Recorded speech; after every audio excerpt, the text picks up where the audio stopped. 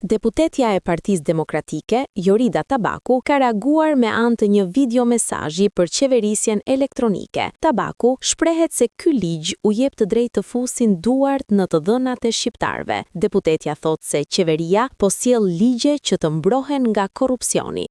2 ditë të fundit me një shpejtësi të jashtëzakonshme, me shpejtësinë e atyre që duan të shpëtojnë ligjin dhe të mbrojnë veten nga ligji, Parlamenti i Shqipërisë është duke diskutuar ligjin për qeverisjen elektronike. Ligji i qeverisjes elektronike krijon një biznes i cili do të ketë në dorë të operojë, të mirëmbajë të gjithë sistemet, të gjithë të dhënat e Republikës së Shqipërisë. Çfarë do të thotë kjo? Kjo do të thotë që nëse deri dje një individ po e kryente këtë në mënyrë jo ligjore, tashmë është i ligjëruar ta bëjë këtë. Nëse deri dje një grup i strukturuar kriminal menaxhonte tenderat, i ndante tenderat, tashmë do ta bëjë këtë në mënyrë ligjore nëpërmjet këtij biznesi.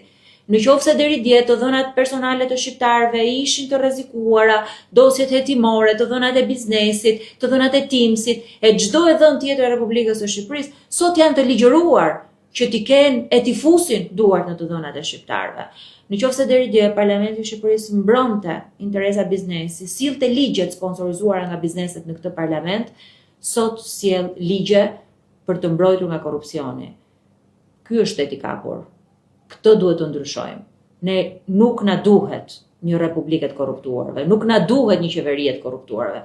Ne na duhet Republika e Shqipërisë me drejtat që kanë e që duhet kenë qytetarët e Shqipërisë. Mëtej Tabaku u shpreh se në parlament nuk na duhen ligje për të mbrojtur korrupsionin, por të drejtat e qytetarëve.